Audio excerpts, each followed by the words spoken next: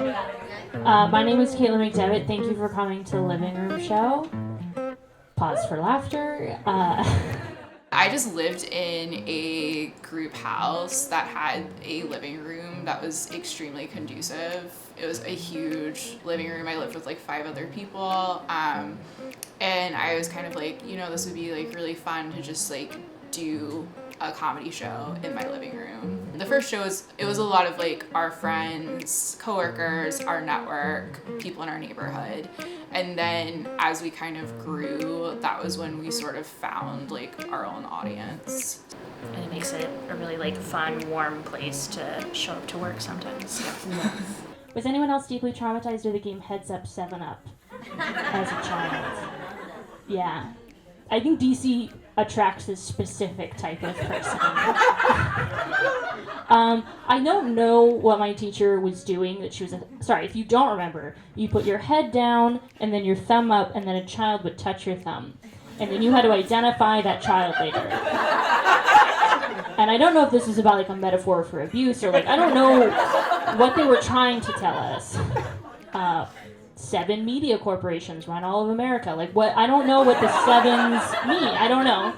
I don't know if they were just trying to prepare us for high school, where some of us would get invited to prom and some of us wouldn't. But I just want to know, when in my factory life was I supposed to be able to identify my coworkers by how lightly they touch my thumb?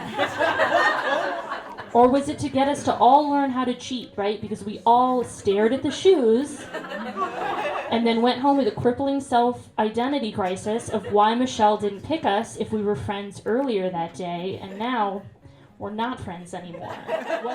It's the best feeling when you look out and you're like, I don't know anyone. I didn't have to like bribe anyone to show up. Yeah, your friends and family and like loved ones, there are only so many favors you can call. So it's great when you're like, oh no, I've cultivated my own audience and they're here like for a good time. I think a good show is like a great party where you feel like you're among friends and you're watching your funniest friends do something they're great at. Only messed up thing about being in a long distance relationship is it took my family a while to meet my girlfriend, and it got to the point where like they didn't believe I had one. Especially my ghetto little cousins.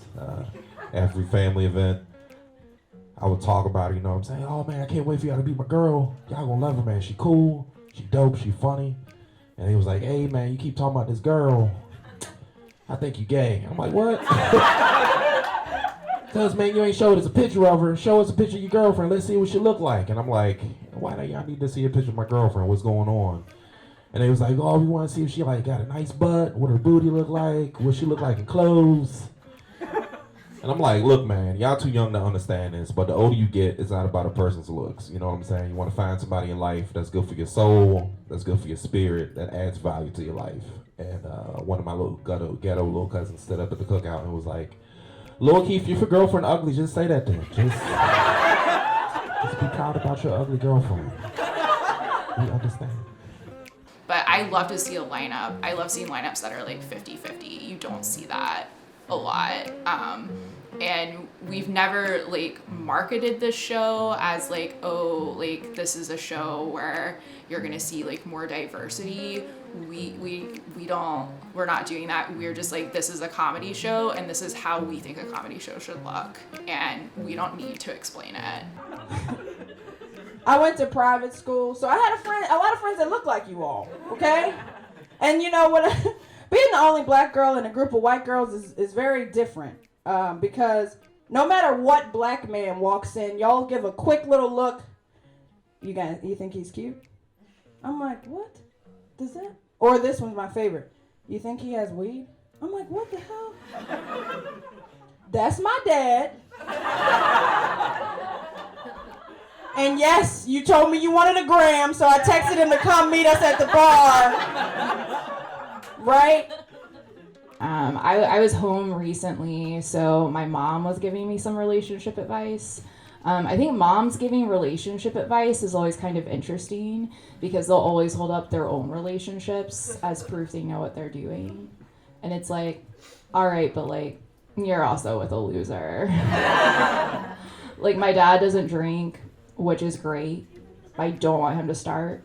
But he will slam a whole 12-pack of Mountain Dew like he intends to beat his whole family.